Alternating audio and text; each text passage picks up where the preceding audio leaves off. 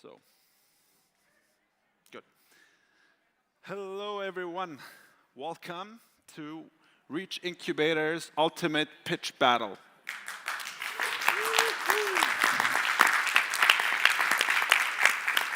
Really glad to have you here. My name is Alexander. I'm an innovation manager at F6S, and I'll be your host today. Today, it's going to be an exciting an hour and a half. We have a lot of people showing us what they've been doing over the last years, and we're thrilled to be here and to present to you this. And we hope that in the future, this will be just a beginning of a conversation for many of you people. So, without further ado, let's jump into it. So, REACH is an EU project that has spurred out of the European Union's efforts to support the data ecosystem and its data access, sharing, security, and use of AI. All with the hopes of establishing an environment where data value chains can start appearing and where large-scale deployment of database products can happen. To do so, we have established an incubator that has, with many of its services, provided startups over the 3.5 years. The consortium behind this pan-European incubator is a strong group of 11 companies across Europe, and we have been working for 3 years together now. So about REACH, it's a second-generation data incubator building on EDI, also a 3.5-year project that ended sometime 3 years ago. And we aim to connect corporates, digital innovation hubs, and startups to work on data value chains and data-driven products.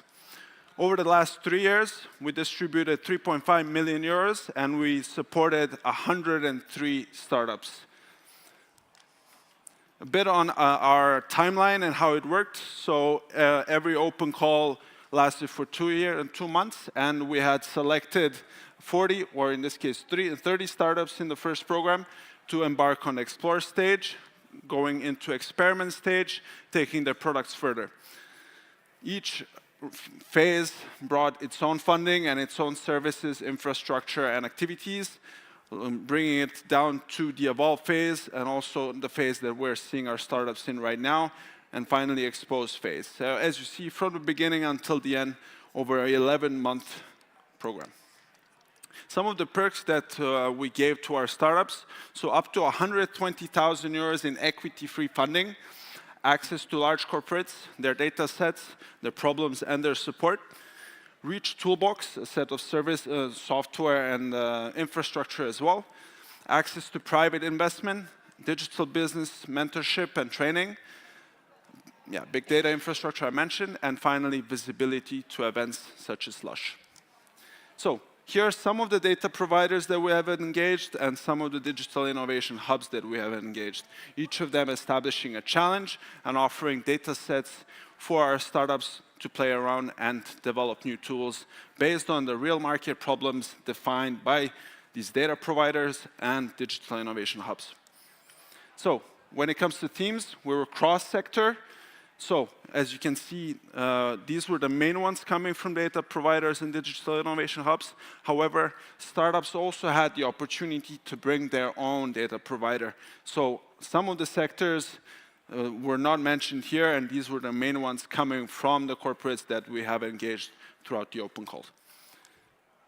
This is the impact that we have achieved. So, 30 minimal viable products developed, over 500 investor meetings, 24 additional data products developed based on data value chains, 40 established data value chains, as well as 19 startups raising private investment more than 19 million euros invested and raised. So, with this in mind, and without further ado, let the show begin. We have 6 startups from our 2023 edition, which we'll be pitching today. The jury here with us is Miguel from Brightpixel, Lowry from S-Bahn, and Mikel from Deusto, covering from business all the way to technical aspects of the product and the startup itself. So I do invite Amplify first, and but yeah, go ahead. In the meantime, I'll just say the alumni will pitch after this year's startups. So go ahead.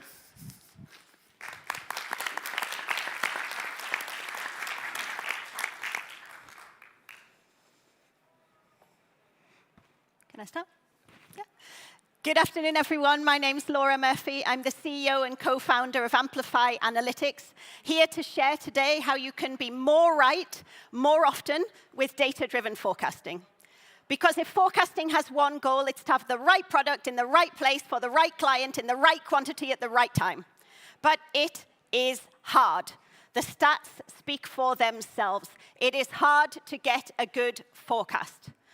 But why is it so hard? Let's just take a look for 20 seconds to understand the problem so that you can understand the solution.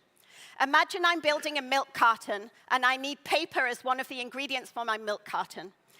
I have paper arriving, as you can see in the middle, alongside all the other things that I need to make my milk carton, to stick it together, to make it waterproof. But I'm not the only one who needs paper. I have competitive forces, because Amazon, for example, needs paper to build its boxes.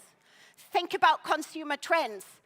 Plastic's out, paper is in, more people want paper-based packages. I need to respond to that. And think about the last few years. It has been incredibly difficult to predict and forecast the price of raw materials that I need in my whole production process.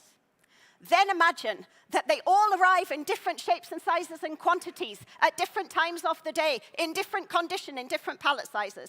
I have 4 different forecasting problems, yet I must treat them all together as one problem to get my forecast. And this is where our solution plays an important role. It's important to understand the nature and the complexity of that problem to understand why this solution is particularly innovative.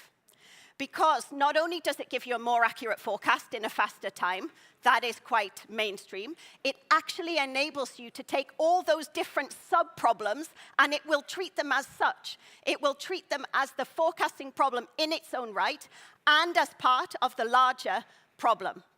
How does it do that? It combines 15 best-of-breed forecasting tools available on the market today. Think about Facebook Profit and that sort of thing. So we leverage the investment of big tech to work for us in our forecasting tool. It's appealing to these kind of companies here who are all our existing customers. And it's thanks to the insight from our existing customers, but also the last 11 months, all of the testing and insight we've been able to get that makes us confident that we can reach the 10 million mark in a couple of years' time, starting with our existing customers who are onboarding currently, growing our mid-market, I'll come back to that in a moment, and developing through Northwest Europe, which is currently housing 80% of our current customers. And I'm happy to take more questions about how we attract and retain customers shortly. We make money through 2 main avenues, enterprise and mid-market. The enterprise is the one we know. The mid-market, I am coming back to. You're supporting a wonderful team. We know how to run a business. We understand forecasting. Hand in hand with the technical gurus who got 5 out of 5 in the last REACH round. Together with our wonderful data provider, I was there yesterday, and we've identified 3 new applications for our forecasting tool. So we're here today to ask for smart investment with specific expertise. We're profitable. We solve a key P&L problem. We have a customer base. We're technically sound. But we need help with UX, CX. Our customers must be able to use the product on their own. To enable us to really scale, we need help to make this a seamless process for them. Second, we need help to reach the channel that is the mid-market. We're experienced in enterprise. We need to delve into the mid-market with a go-to-market channel partner who understands that better. So thank you for your time. Thank you for listening. If anybody is interested to partner in those areas, I'm here for the rest of the day and tomorrow. Questions?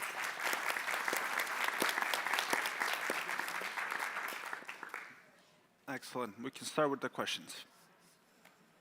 Yes, hello. Hello. Can you hear me well? I can. Thank you, Laura, for your presentation. I'm curious about the pricing, how you have set that pricing, namely on the enterprise. Yes. It is a big problem. It doesn't seem to be a lot in terms of what an enterprise can pay. Yes. I also saw that you have the ROI calculation going forward, but Yes. understand a bit how you got to the 6K Right. per month. So the price is something we've been breaking our heads about, absolutely. We are charging 6K a month at the moment, indeed, for the enterprise. And the reason we are doing that is because it's the calculable, demonstrable ROI we're able to show, which is simply the time saved in getting to a more accurate forecast. The next step that we want to do, and that's what we're working through with Tetra Pak. The other thing we're trying to do is calculate more difficult ROI, like the freed up working capital that you gain, like the reduction of waste. But at the moment, also with advice from your pricing mentors, we started with what we can actually prove, and hopefully we'll be able to prove some of the more complicated value added in the future. But that's how we got there, simply with the time saved by getting to a better forecast more quickly. Thank you for this presentation. My question is that do you foresee having a model where you would have partners, consultants perhaps, who use your software to provide services, consulting services, forecasting services to their customers? And if you do, what is necessary from your part to make this happen? Thank you. Yes. So the question is around, do we envisage working together with consultants as a potential go-to-market? Absolutely. We've actually just started with HP Enterprise for their Esmeralda consultancy service, and that is a go-to-market approach that we are working on at the moment. We're in discussion with Bain as well, because their largest part of their consultancy at the moment is operations optimization, at least in my part of the world.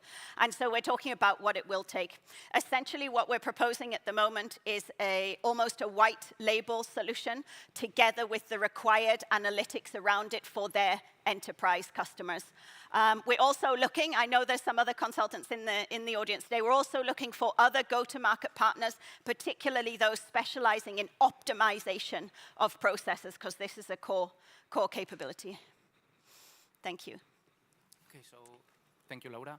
So my question is about if you have think about to foster the collaboration among your clients, like in a data space or following those kinds of rules to improve the results that they get from your tool.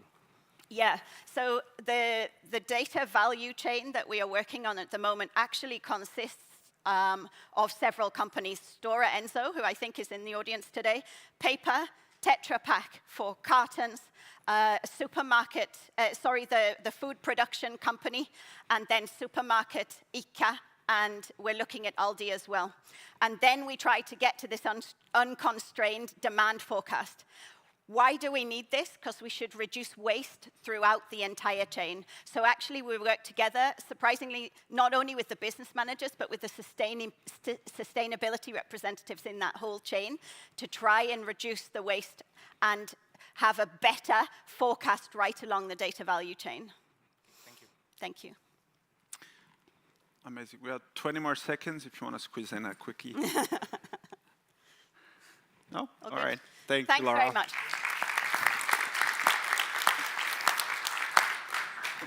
Here. Thanks. Great presentation. I'm going to skip calling up next. Oh, so many backup slides just in case, huh? Wait, did I? Am I still on yours? Yeah? All right. Some due diligence stuff. CarGuard. Hi, Joseph. Welcome on the stage. Thank you so much. 4 minutes, and 4 minutes questions start now. Can you hear me, guys? Yes. Ah, fantastic. Good. So, good afternoon. My name is Joseph. I'm the CEO and co-founder of CarGuard. Now, consumers love to do self-checkout during their grocery shopping, and, well, they're not alone. Even for me, it's so easy just to go to the shop, grab a couple of things, pay, and be out in a minute. And these days, the grocery shopping is not only those legacy self-checkout machines. We can see new ways or how to do the self-checkout, including scan as you shop, where you can use your mobile or even a scanner, or, for example, autonomous stores. But for all these experiences, there is a problem. retail chains can see the drop in the revenue when they deploy these experiences. The number might be small, but the financial impact is huge. So therefore, we are here. We created CardGuard. At CardGuard, we created AI solution that is able to predict the risk of fraud during the self-checkout experiences. And this is how it works. The consumer will do his self-checkout, and on the end, retail chain will contact in the real time our AI algorithm, and we will predict to either audit or not audit the consumer. We are utilizing the past behavior of the consumer, the metadata about the person and the location that will reach the final decision. For the retail chain, we can actually deliver this solution in a matter of days. We have a live AI prediction API endpoint. We do have a machine learning algorithm that is trained for each customer specifically, and we will even add like a nice user dashboard to operate the solution. But this is not only the concept. Together with our data provider, Sona MC, which is the retail chain from Portugal, we measured that our solution is 4.4 times more effective compared to their current approach. That could translate in about 200 euros per location per day of catch fraud. Now, these numbers might seem a little bit high, but markets don't think so. 2 weeks ago, we started our sales process on the Web Summit in Portugal. We've been exhibiting 1 day and already secured 4 meetings with 4 retail chains and 2 technical partners. Now, looking forward, in the next 3 years, out of 11 large retail chains, we are planning to acquire about 4 million ARR, and there will be room to grow, as our target market is about 1 billion, that is total addressable market. Now, we have small but hungry team, including Orhan, my dear friend, co-founder and CTO. We have Petar, Branjo, and Ata, that we are working tirelessly. So we have a lot of experience, more than 40 years in the marketing, sales, and AI development. So if you're interested, take a picture. For the customers, we are ready to deploy. For the partners, our solution could be embedded into the existing systems. And for the investors, we will be opening ground in the Q2 of next year.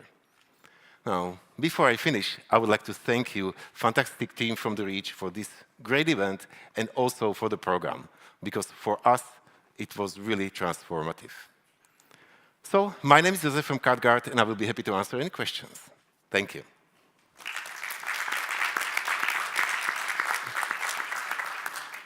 Great. May the question start? Mikhail, do you want to go first? Yeah. Okay. So thank you, Josef, for the presentation. So in your specification, you mentioned that you have collaborated with other startups, or you start collaborating with other startups like Amplify and Fastmatic and Robomatica. I want to know if from the experiment phase, if you have advances on those collaborations, or if you have any results, or... So at this stage, during our last phase, we've been focusing on our customer just to make sure that we can deploy it into production. So we've been working with Sona to improve the ability to integrate and improve our ability to catch the fraud. So this was our main purpose during the last stage. With these partnerships with Amplify, we need to be a little bit more advanced. So we need to complete the deployment with Sona. For us, that is the critical stage. Alternatively, we are already working with other customers, so that will allow us to have a case study that will propel us further.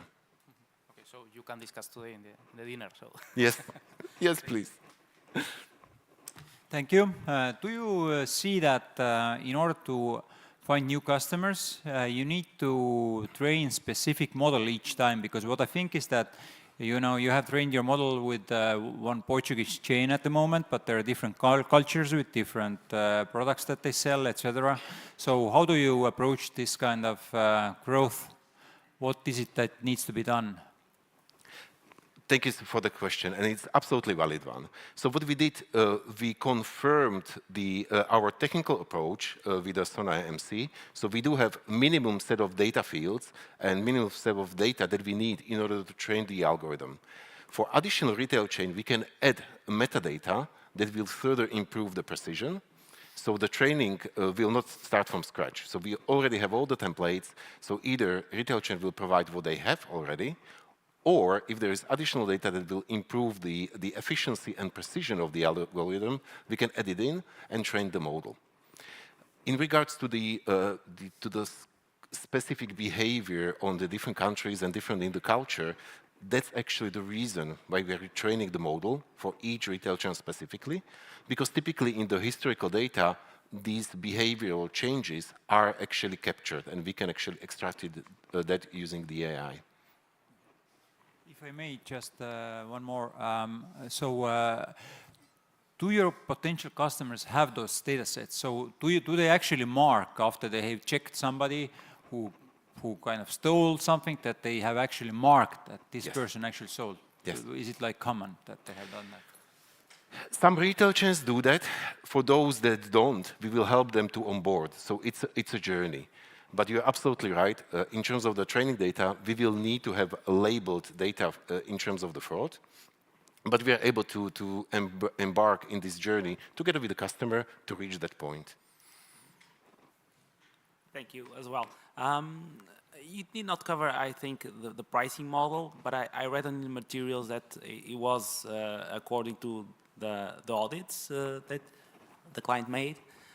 One question, do you think that can create some sort of conflicting in the sense that the more audits you detect or you advise, the more you charge to your client? It's a really good question. Actually, on the business model side, we establish the pricing per decision, but it's not per fraud. It's really per question that the retail chain will ask the algorithm to provide a decision on. So our advice with the customer is to ask the decision for each and every consumer leaving the store, and out of that, there will be certain decisions out of it. But for sure, it's something that we can further adjust as we progress along our path. Thank you so much. Thank you, Joseph. Great presentation. Backup slides. Let's go. CO2 path. Welcome on the stage.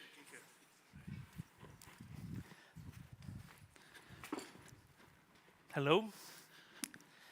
My name is Dimitrios Kourtesis. I'm co-founder of CO2 Path, which is a data platform helping logistics professionals to measure their emissions and reduce them.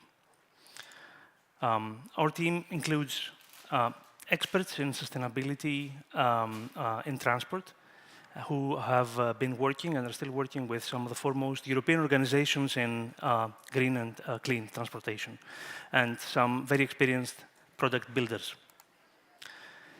Transport emissions are a big problem. They're growing fast. They're the only category of emissions which is growing so quickly.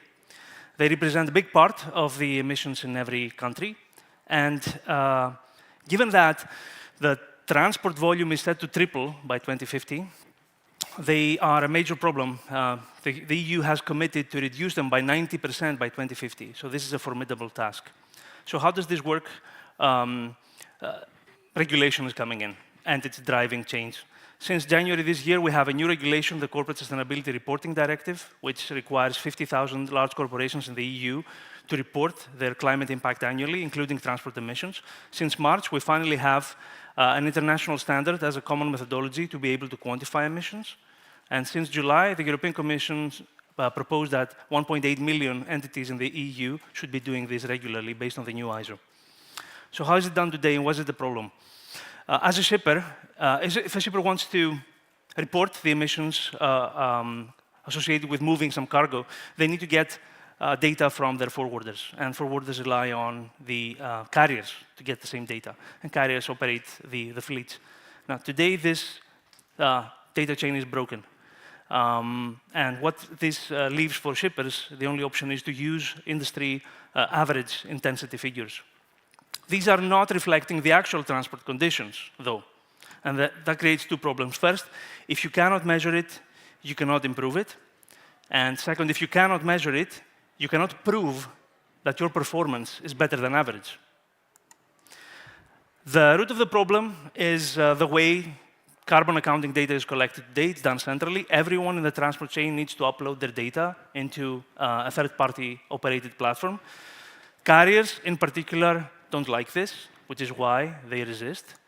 But what if there was another way? What if we could decentralize the calculation of emissions? What if we could share the resulting emissions reports? And what if we didn't have to place blind faith on the transport operators that are telling us the truth, and we could verify for ourselves that the emissions are plausible? This is exactly what CO2 Path does. So we have decentralized apps connect with carrier back offices, and these are calculating the emissions, and we have a central hub where the emissions are available to produce aggregated emissions reports, benchmarking, and dashboards. Through CO2 Path, we have emissions reports which are standardized, they're transparent, they're visibility rated, and they're verifiable. Along with a good user experience, this provides the foundation to reduce emissions. In the process, we're building a data value chain, building on sovereignty, monetizable sharing, and auditability. In REACH, we worked with our ideal customer, an ambitious and fast-growing international freight forwarder, who's our first paying customer now. This is a market that's growing very fast, 64 billion by 2030. We're positioned between logistics emissions reporting software and decentralized carbon accounting platforms. We have a data platform DNA, and we also have a strong expertise in energy-based modeling, which provides us trustworthiness guarantees. We'll be generating revenues from software as a service subscriptions and additional services. Our go-to-market is international road freight. We're looking to partner with, for our pre-seed, with investors who care about climate impact and have a good network into transport. Thank you. I think we need to open up for questions, but yeah. So thank you. I understand that the kind of reasoning behind why now is the good time is because the legislation has gone stricter. What I'm thinking of is that there will probably be several providers of the calculations, and what makes the potential freight company or the customer choose the one that offers the most precise result instead of the lowest result. So do you have a good answer to this? That's a good question. What we allow is a solution that can produce very reliable quantification of emissions based on the minimum amount of information possible. So for freight forwarders, what is the problem today? They have a large client, who is a shipper, corporation. The corporation needs to report emissions annually. So they're asking the freight forwarders, what has been the carbon footprint of the work we did with you last year? And the freight forwarders, to be able to answer this, they need to get some data from the carriers. Carriers would prefer not to share any information. So they might report anything. What we allow, through an accurate energy-based modeling validation process, is to make sure that transport operators are telling the truth. Yes, you did not have time to go through the go-to-market in 2024. Maybe I'm curious because it involves the fact that all these parties will need to share data at some point, right? So understanding a bit of that. So going to market, first of all, as I said, we're focusing on international road freight. Thank you very much for the question. Then we're looking at different forms of freight, different modalities, so maritime, rail, air, etc. And the way we're going to market is through partnerships. We are currently on 2 projects with Smart Freight Center, which is the thought leader in green logistics in the world, and they're responsible for a big part of the ISO standard. We're in collaboration agreements with several associations in order to make the benefits of the technology become known and to help them understand how the regulatory market is shaping, and of course channels, direct and event marketing to go to talk to freight forwarders and carriers and shippers. Okay, so have you considered integrating other components from the IDS ecosystem, like the broker service or clearinghouse, or how they could improve your solution? Yeah, for the time being, in the architecture, when a decentralized carrier app operates, it receives data from the carrier backend. Based on this, it calculates the emissions, and then the data is shared on an emission data space, which follows the IDS connector protocol. And at the same time, it's been immutably recorded on a tier 1 blockchain. We have implemented this on Ethereum to allow for auditability in the future and certification checks. We have seen that the IDS connector ecosystem is still developing the technology. So we've realized there's quite several steps to be taken. We're also contributing some open source software to the process. So we're very keen to see this grow, because it's a way to monetize the emissions reports and to allow researchers in the future, without disclosing the identity of the organization that provided the data, to study the emissions and learn from it. Okay, thank you. Thank you. Thank you. I think it was a wonderful way to see a data value chain implemented and bring value to multiple stakeholders. So switching slides. All right. There we go. Omega Lambda Tech.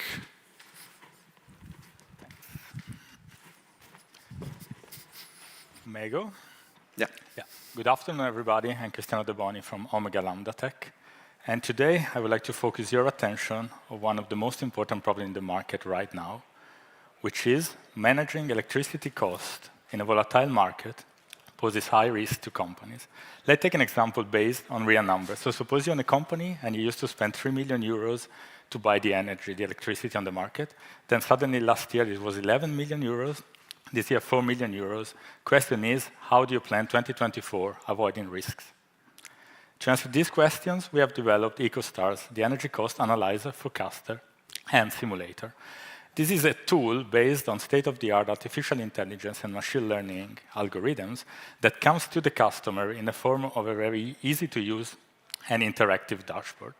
It basically allows the customer to estimate the liquidity buffer that they need in order to buy the energy without freezing resources that can be used for other kind of investment.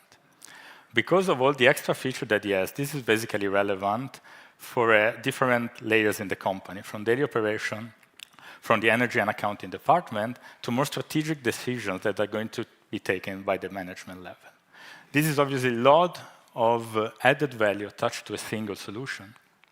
And because of this, it attracts the interest of many sectors in the market, ranging from utility companies to smart factories and the Industry 4.0. This leads to a huge potential European market that we plan to address with innovative algorithm as a service business model. We estimate potential revenues of 50 million euros with a profit margin of 40% by 2050. But obviously, to go there, we need to have a strategy on a shorter timescale.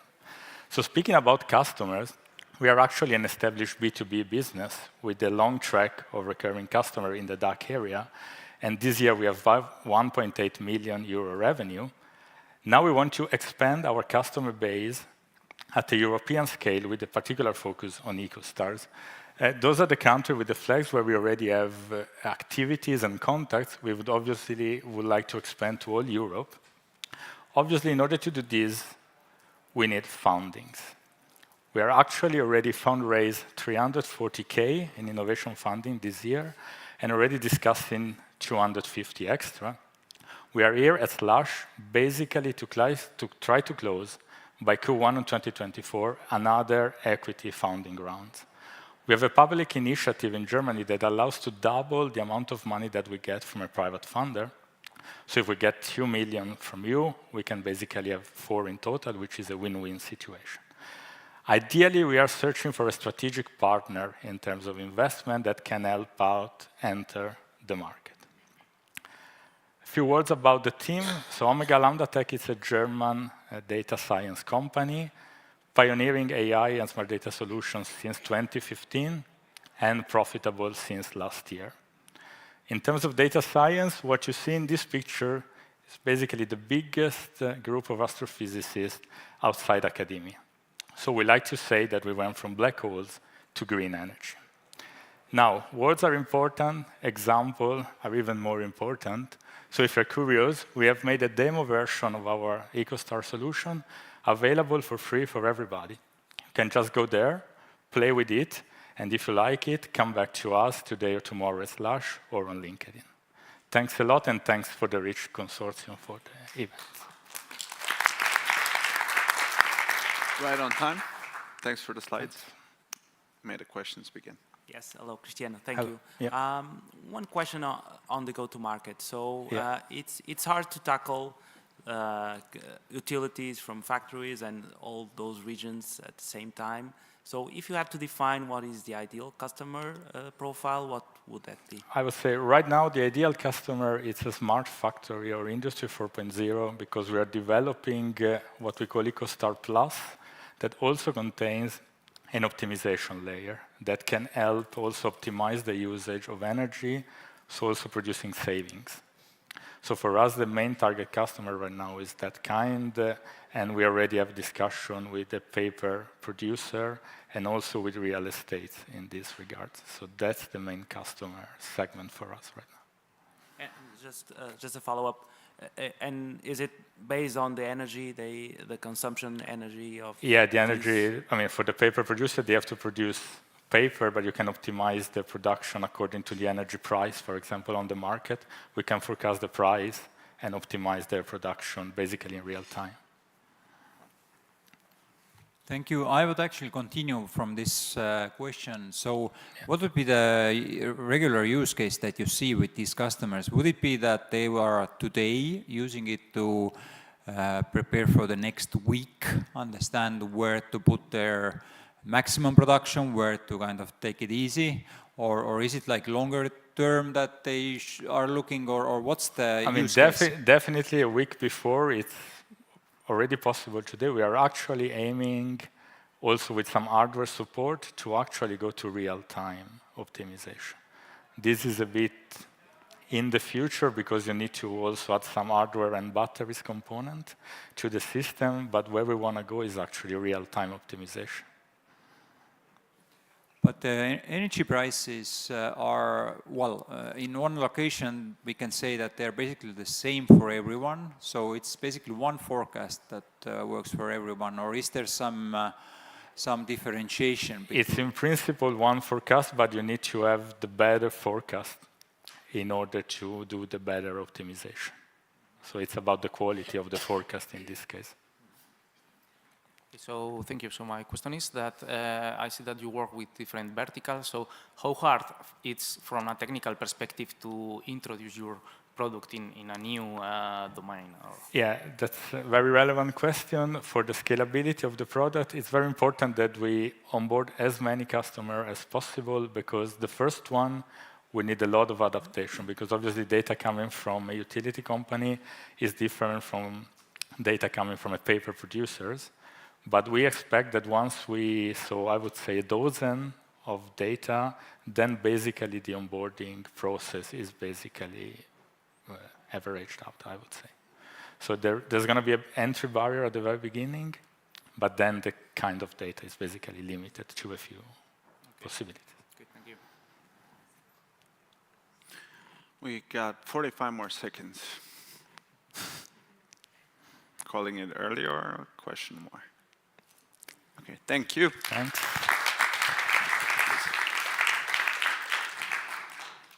Great. Urban Monkeys. 4 minutes for questions. Thanks. Yeah. Okay. Hi, I'm Irene. I'm the CEO and co-founder of Urban Monkeys. And with Urban Monkeys, we are democratizing data analytics. What's the issue today? Companies across Europe barely use the data they have, and even the European Parliament estimates that up to 80% of existing in-house data is not used to make better decisions. And one major reason for that is that companies across our continent report a lack of data expertise. So they have great business experts, but most business experts don't have a background in data science or tech. However, it also makes a lot of sense to take care of your data and utilize it, because companies which are leading make up to 22% more profit compared to their competitors. So during the REACH project, we are developing a data platform that is so intuitively to use that business experts can easily use it to analyze data and to make data-driven decisions without taking care of the data science complexity. We have developed this with our data provider, Play and Go, from the REACH project. And basically, as a user, you can easily analyze data. You can visualize it in different formats. You can combine it either with in-house data that you have, but also with open data. And as a user, you can literally just talk to your data via generative AI. So how does it work? As a company, you can either just upload files. It can literally be an Excel file or a CSV. But you can also connect a database or a file share, whatever you have in your company, or also later tools such as Salesforce, for instance. We take care of the whole complexity. So we integrate the data. We label it for you. We take care of GDPR compliance and security. If required, we combine your data, as mentioned, either with your existing in-house data or with open data. We do the data analytics based on latest AI models. And as a user, basically, you just place your questions, and we help you get answers to it in seconds. As mentioned, we have developed this with Play and Go, but we have also validated this with additional customers over the last weeks and months. So for instance, we are currently working with a consulting company in Germany who needs to analyze and understand a lot of different data from different sources to derive a good vision and strategy for their client. And we are helping them to understand it very quickly and derive good insights and innovation. We see, of course, there are also competitors. However, we see that the very easy-to-use solutions are often not GDPR compliant if you're based in Europe. And then there are other solutions which are very complex, so actually so complex that especially as a small or medium-sized company, you cannot really use them, especially if you don't even have a data science team who can take care of that full-time. As mentioned, we are working with a consulting company. That also leads us to our go-to-market. We are currently still in a pilot phase, but we are launching our first iteration publicly in January and are working, for instance, with consulting companies, but also with business development departments who need to make good and data-driven decisions in a decent time frame. We are offering this as a very traditional B2B SaaS model.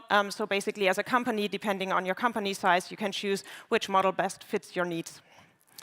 And we see that globally, the market for data platforms is growing rapidly and is expected to continue to grow with an annual growth rate of 29% by the end of this century. There's an amazing team beside myself. We also have Paul here, who is our CTO, and we have a small but highly motivated team, both in the software development and on the business side. So if this sounds amazing, feel free to scan our QR code and become one of the first clients starting in January. And if you're an investor, let's talk as well, because we are planning to fundraise next year. And now we are happy to answer your questions.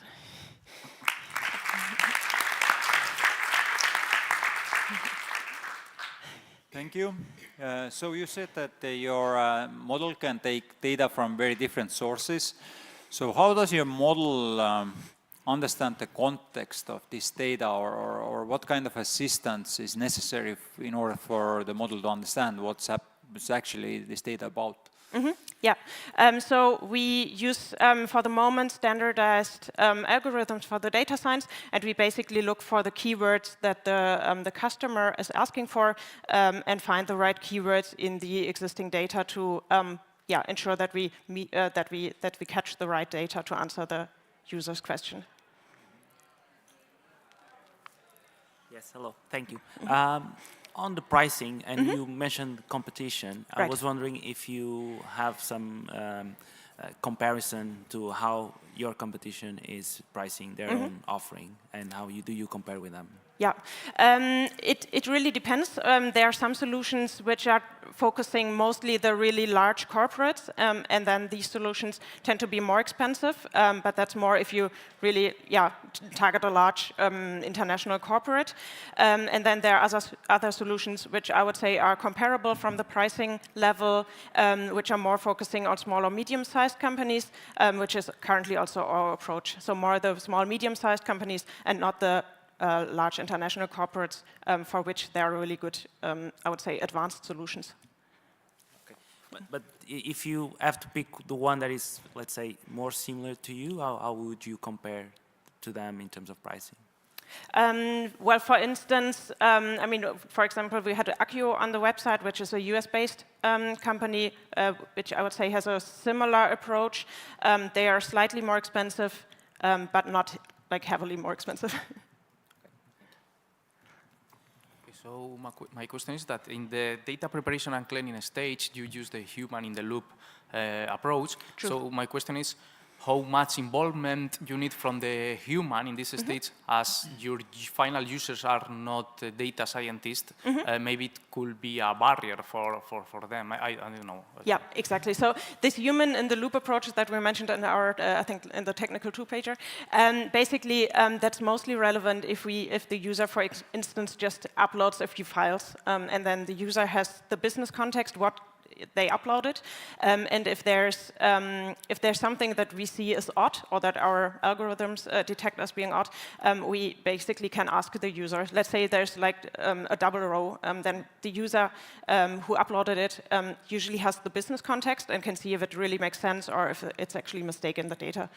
So that would be an example of the human in the loop. But we are trying to continue to bring this human part down as we continue to learn. Okay, thank you. Amazing. We got one more minute, so feel free to ask anything else. So do you still have the tourism focus as your first industry to approach? Yeah, it's definitely one of the industries. So for instance, also this consulting company we are currently working with is a tourism consulting company.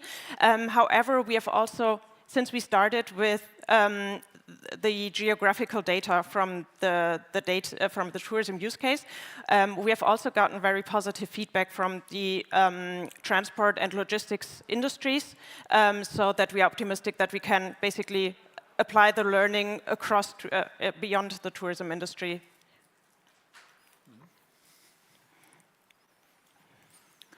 Great. All right. Thank you. Okay. Sorry. Yeah. Amazing. So we got one more from this round. Ubiquitous. Here you go. 4 minutes. Start Can you hear me? Yeah. Okay. Good afternoon, everyone.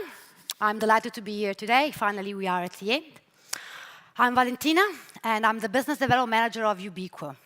We are a team of computer vision and machine learning experts that 9 months ago have decided to embrace a challenge related to process robustness and quality repeatability within the metal additive manufacturing processes. Our end user is a 3D printing process engineer that works for a 3D printing service. Basically, to make it simple, he needs to convert a 3D CAD into a metal part. It's difficult, it's tough, and on top of that, he doesn't have any control system to oversee the process. Thus, 2 out of 5 job fails. That means that 40% of build today result into a failure. It's massive. We have decided to address this big pain, developing a data correlation analysis system made of 2 main features: real-time defect detection and root cause analysis, all in one platform, thanks to which we are able to guarantee minus 20% of build failure. Even if we save only 1 job, we have a cost saving for our customers of between 30,000 euro and 140,000 euro, depending on the material and on the size of the part, of course. I'm honored to present you Chemo, the in-process defect correlation tool, made of 3 main phases: data injection, data correlation for the root cause analysis, and the root cause analysis reporting.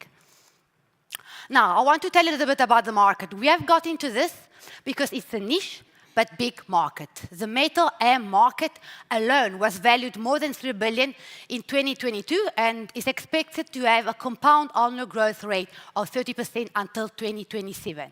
We are targeting mainly the metal AM service provider, and we are confident that we're going to achieve almost 1% of the market share by 2027.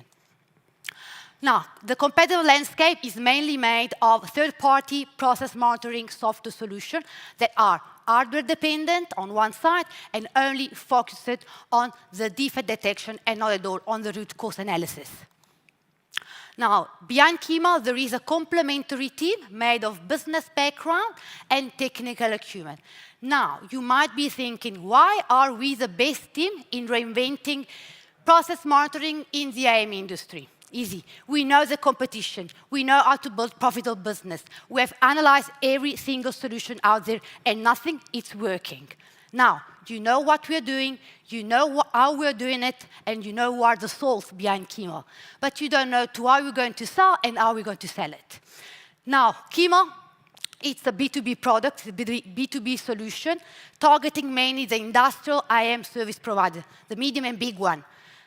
The one that will pay for a subscription fee per machine and for a setup fee per machine model. In the last 6 months, we have gained the interest of our data provider and of one of the biggest IAM service providers in the south of Italy where we are located. Together with them, we are busy piloting Kima. Now, to convert Kima from a pilot into a profitable traction, we need around 900K. Mostly to push the product validation and to spin out the company. Now, I promise you, Kima is going to be the norm in the additive manufacturing industry. We have the team, there is a pain, we have the solution, we have a beautiful product and the potential traction. So please, if you would like to help us in supporting additive manufacturing with a smart control system, come to visit us after the pitch.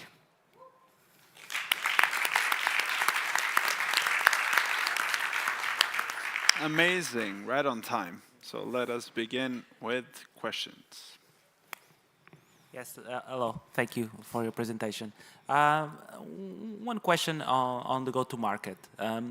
You have not covered that, but and maybe also because you're still in piloting mode. But anyway, what are your first thoughts on the way you be able to tackle I've mentioned as main target the IAM service provider because they are the ones that are suffering from the pain. But we are figuring out in the month that also the OEM, the original equipment manufacturer, are interested in our solution. They are one of our indirect competitors, but still, they don't have a software solution that is able to detect the root cause of defects. They have the sensors, they have the defect detection, but they don't know how to correlate the data in order to underline what is behind the defect. So what you're saying is that possibly you'll go knocking on the doors of the OEMs? We are already doing it, and we are busy piloting with one of the OEM in Italy. It's called 3D4Mac. They build customized machine for special metal. They have asked us to pilot the system, and we need them because we need the data to make the algorithm more accurate. Of course, we're just at the early stages of the solution, so we need data. Thank you. What you aim to do is to prevent this waste of happening, the failure, right? So as I understand, you analyze the current model that they are to print, and then you detect that, hey, it's probably going to end up in a failure. So what's the next step? Do you kind of suggest what to do, how they should improve their model, or how does what's the action plan for the customer? Currently, the user will receive a reporting on layer by layer. It will see where is the defect and what is the probability of the cause correlated to the defect. Can be humidity, can be temperature, can be the CAD design, because the 3D printer takes the 3D CAD from the client and needs to convert the 3D CAD in slicing. So it needs also to add some supports because the 3D printing prints in layers and needs to be supported. So we have seen that many defects come from the 3D CAD. It's a human error. So, and he doesn't know that. So we give him the possibility, next job, to understand how to set the parameter of the machine and if there is a mistake in its job. Thank you. So my question is about the IDS technology you use, the international data space technology used in your solution. So as although it is a technology which is in development now, do you think that in near future it could have the proper impact in data-driven businesses? Our machine learning assets, I mean, we have the product can be divided into part, the data storage and the machine learning models. We have developed the solution in a flexible way in order also to adapt the same machine learning models to a different kind of analysis. Because we correlate data. We work with the data, not with the machine. So we have also seen that there is interest in other segment which is not additive manufacturing that can be where this solution can be applied. Okay, thank you. Amazing. Thank you. Thank you very much. Great. So,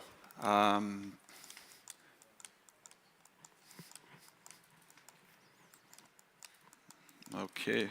So this wraps up this year's batch and the final REACH Incubators batch of startups. But before we go into the evaluation of our judges, we're going to give some room for the round 1 and round 2 alumni. So we were bringing 4 startups in to pitch. We have CYC, Rebase Energy, Roy Ward, and Fresh Index, with CYC going first. There you go. Thank you. 4 minutes. Hola, good afternoon, or something that I just learned, Huva Paiva. My name is Juan. I come from Pamplona, from CYC, and I'm going to present to you our tool, AI for Food.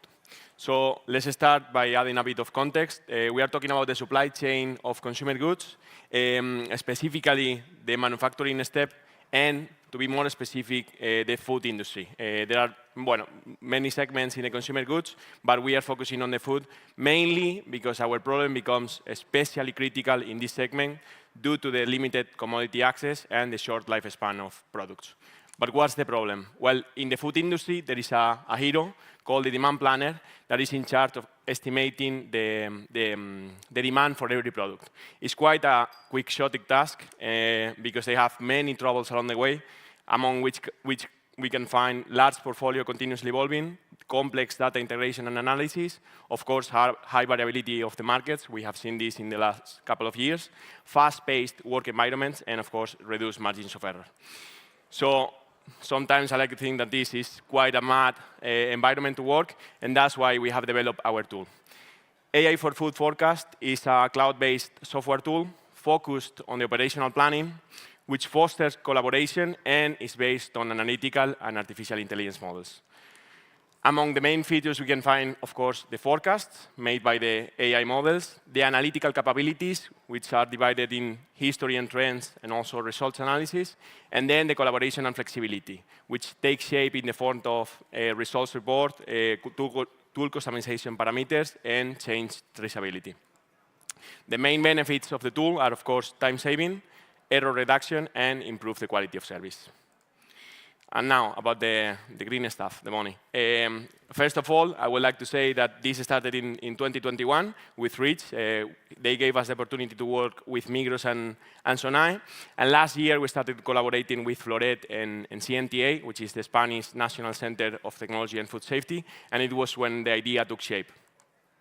Right now, for the short term, we have identified a few leads that are expected to grow a revenue of 500K in 2024.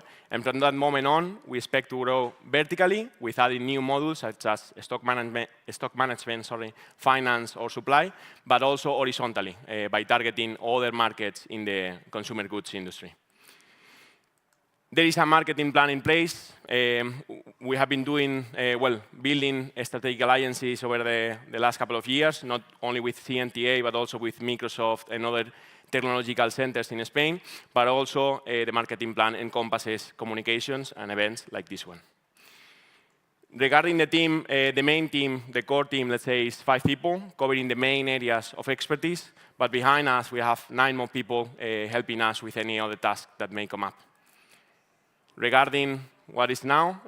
Now we need you. We need investments to go forward. So now is your time. Do you want to join us on our adventure, or do you prefer to read about our achievements on LinkedIn?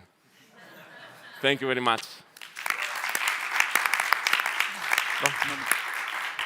Thank you. So this time around, we're not getting up with the Q&A, but we're just going to switch to Rebase. So, yeah. Thank you. Yep. Great. So, hello everyone, I'm Sebastian. I'm the CEO and co-founder of Rebase Energy. We're a digital energy startup based in Stockholm, Sweden, and building an open and collaborative platform for energy modeling and forecasting. So the energy system is transitioning rapidly from a centralized, fossil-based energy system to a decentralized, renewable one. This is great. This means hundreds of millions, if not billions, of distributed assets getting integrated into the grid. We're talking wind and solar, electric vehicles, heat pumps, electrolyzers, and so on. But it's also a huge challenge because of the intermittency and the weather dependency of this new system, and therefore we need energy modeling. But energy modeling is difficult. I was myself working as an energy modeler at a big energy utility company, and I saw the challenge of working with multiple spreadsheets, dispersed data sources, and even desktop applications that really don't scale. And on top of that, you have a huge influx of open source models from academia and research that are just not used in the industry today. And that's what we want to change with Rebase. So what we do is that we collect data sources, such as weather, energy asset data, energy market data, into one kind of unified API. We enable data scientists and energy engineers to iterate, create, deploy state-of-the-art energy models for forecasting on the global kind of energy system level, as well as the local one. These are some of the customers that we're really proud to work with today.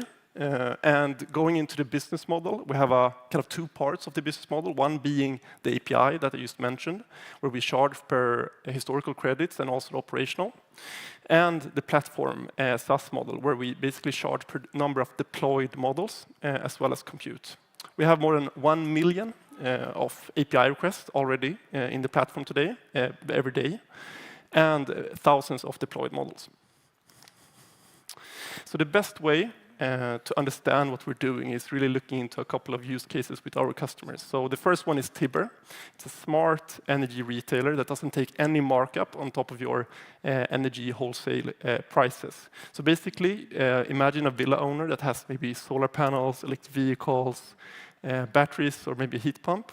So they really need to forecast and model this system and the system inertia in order to save energy, save costs, and also save on the environment for that customer. And that's where we come in and help Tibber. Second is Hitachi, that has a SCADA network management system, and that basically enables grid operators on a global level to look into what's going on the grid and also historically. With all these more weather-dependent renewables coming in, they also need to look forward. And that's what we come in and help them with, basically having more prevision and foresight. And this is what some of our customers are saying about our platform, but I jump through this one. The market is a big market. It's a multi-billion euro market. And we see that we can take 1,800 companies or customers at full potential of Rebase, basically leading up to more than 100 million euros in ARR. This is our great team of data scientists and engineers. We're based in Stockholm, as I said. We have deep industry expertise from the energy sector with companies like E.ON and Fortum, and a strong connection to the KTH innovation ecosystem in Stockholm. So if this intrigued you, I would be happy to talk after this pitch about energy modeling, and the future of AI in energy. Thank you so much. Thank you. Next up, Roy Ward. Thanks, Alexander. Hi, good morning, everyone. My name is Jonathan Ameneo. I'm the CEO of Roy Ward, and we have the secret tool to deliver wide incentive to your customers. But what are we talking about? Basically, global gift card and reward systems, it's a $900 billion market that it has not been fully digitalized yet. This market loses in inefficiencies close to 300,000 billion just in unclaimed promotions. On top of that, there are hundreds of hours of manual works and processes that are related to integration of different vendors, operational inefficiencies, fraud, complexity, that makes that this amount of cash is lost in the way. So we have developed this SaaS-enabled incentive marketplace that with our platform, since now, you are not going to lose any more money. You are having super professional management of your cash flow of your incentives. You don't need to go to thousands of providers in order to get the rewards to your employees or to your customers. And you just need to have one integration, and with this integration, you just go globally. So what are we talking about? So the payments that we do are for acquire, retain, engage your customers or your employees. And there are several verticals that we work with. So with our platform, there is no need to go to different kind of vendors. With one API, you have access to gift cards, more than 1,000 across the globe. Travel rewards, with just one API and one click, you can be integrated directly with OTA providers. So you can deliver travels in welfare platforms, for example. Physical products, within an API, you can have on the doorstep of your customers, of your employees, any kind of product via API. And as well, micro donations. Some of the engagement that you are doing companies with your employees, giving the opportunity to contribute to a better world with donations that can be done in different kind of verticals. Our platform is ready to use with existing customer CRM systems and processes. It's just 4 or 5 lines of code on top of existing CRM and company business process management platforms. So very easy to integrate in 1 week or less, you are ready to go. But who is using this in the world? So any kind of company in this sector that is B2C are using rewards in order to incentivize, to make cross-sell, loyalty programs, employee engagement platforms in different sectors like finance, insurance, telecom, crypto, automotive are the best use case. So how do we make money? We have a SaaS, we have a take rate, and we get money from the cash we save. Since we started in REACH, during this year, we started within a company. Since April, we have made more than 2 million euros in revenues. And for next year, we are expecting to do at least 3x. We are an experienced funding team that we have been entrepreneurs for a long period of time, and as well with corporate expertise in telco system, Amazon, Meta, Procter & Gamble. So we know what we are talking about, and we have been suffering these kind of problems a very long way. And why now? Would you like to reinvest in your customers or your employees? Or you want to spend this money along the way? So let's grow together, and thank you very much.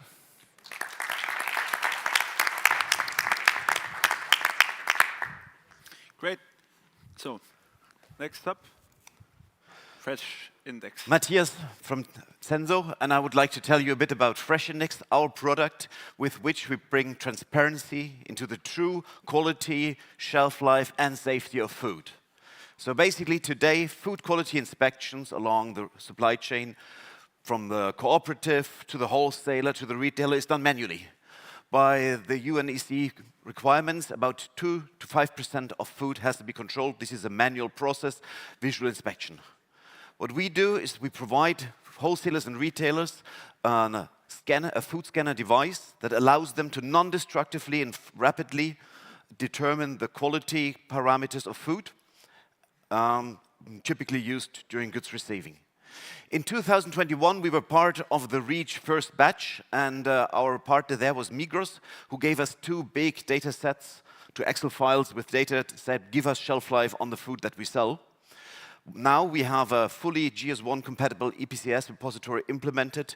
Migros gives us data in real time. Each purchase order, each truck that departs and arrives gets to our system, and we learned that we need basically to use this device in their warehouses so we can give them for each pallet that they bring into their sales area the best shelf life, and when they have to give them markdown on the food, so basically they don't waste the food in the store.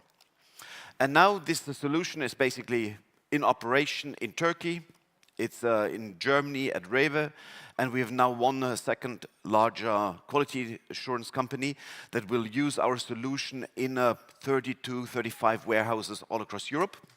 So if in the future you are in a supermarket and you see, oh, my tomatoes are maybe 30% off because they're not don't have long enough shelf life, probably this is our solution that helped this retailer give this information.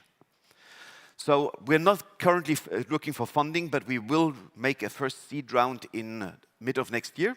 So we have some pilot customers, we have a prototype validated. Our current development is paid by government grants, so we are bootstrapped. But end of 24, a second part of 24, we start a financing round. So if there are some investors that are interested, my name is Matthias, and please, here are my contact details. Get in contact and we'll get you on our investment newsletter. That's all. Thank you. Amazing, Matthias. Yeah. Thanks, Matthias, for wrapping it up. So these were the alumni from the first 2 rounds. And but still to prolong it a bit until we release the winner, I want to share some of the takeaways that we have made over the last 3 years of incubating or accelerating startups. So as you've seen, establishing data value chains is hard, but it's very necessary as it provides many stakeholders insights and data and business insights to enhance their operations. It's very important that we focus on the provider. As we've seen, all of our startups have indicated they've been working closely with their data provider to solve their problem. It's very important because to understand the problem, to understand the data, and to understand which way to go forward. From our perspective in supporting such a relationship, it's very important to continuously engage the startup and the data provider. Each of them are busy developing their things, but to nurture this relationship and get the most out of the data and the tech, it's very important to continually work. And finally, we've seen coaching and mentoring as the most beneficial things when supporting our startups. On an industry level, data sharing, decentralization, ownership, and privacy are still not very well understood by the corporates and some of the companies in general. We're seeing a lack of interoperability in data and systems integration and slow or partial adoption of emerging sectorial vocabularies and consolidation of data spaces. And finally, we're seeing it very difficult for small SMEs to compete with big companies when it comes to AI as well as data-driven solutions. Some of the success factors when incubating startups, it's the capital. We leveraged EU funding, but many accelerators leverage investment. Hands-on training approach, very specific and very needs-based approach for individual startups. Legal and regulatory, some of the startups have mentioned this, but it's an ongoing process and ongoing ecosystem for data startups, and it's very important to be in touch both on the startup level as well as on the corporate level, what can be done with data. Data is king, I think we can all agree here. Tangible results, I think, to have a vision and to see a tangible result coming from a pilot between the data startup and the corporate. And finally, the promotion of piloting opportunities and success cases. We have demonstrated that data value chains can exist and that data silos do not have to appear. And it is important that we promote such use cases as much as possible to nurture the ecosystem and support additional data value chain solutions. So, As mentioned, we have demonstrated that data silos can be broken by enabling a multi-stakeholder, cross-sectorial collaboration to boost data value chain sustainable solutions. So, the moment has come, I think, and Margaret is going to show us the winner. Yes, firstly, a few words about myself, from myself. Well, you want to? Yes, we have the mic. Yeah. Well, firstly, all the themes you have been. Well, perfect. If it would work now. Firstly, all the teams have been doing very great today, and the whole incubation program. We have seen how much have you been improving and trying to get the different mentorings and trying to establish something better and better every day. But as it is, it's a competition and someone needs to win it. So I'm happy to say that the last batch winners is CardGuard. So big applause.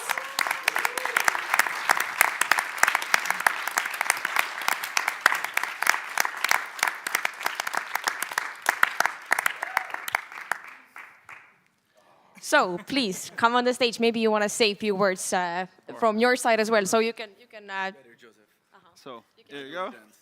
Oh, fantastic! First of all, it's such a surprise, and thanks a lot for the jury, for all the team, for everything what you did. It's I cannot believe that, bro. We did well.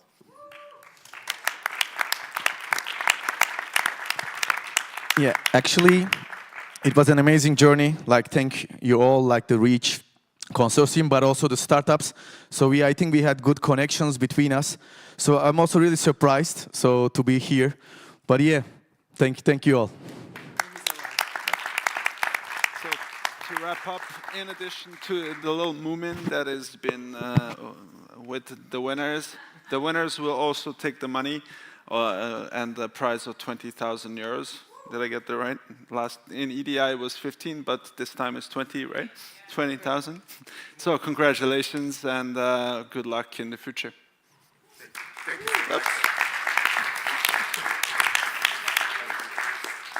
Thank you so much. Thank you.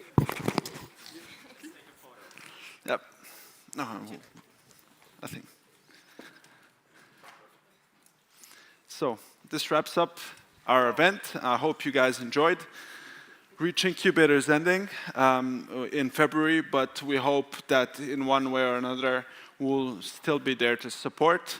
What's important is that by the end of our project in February, we'll release some information on the methodology and the things that you could learn from us to implement in your own startup support organizations. So do follow us. We're all here to share knowledge and insights from supporting our data startups. So glad to be your host, and I wish you a great slush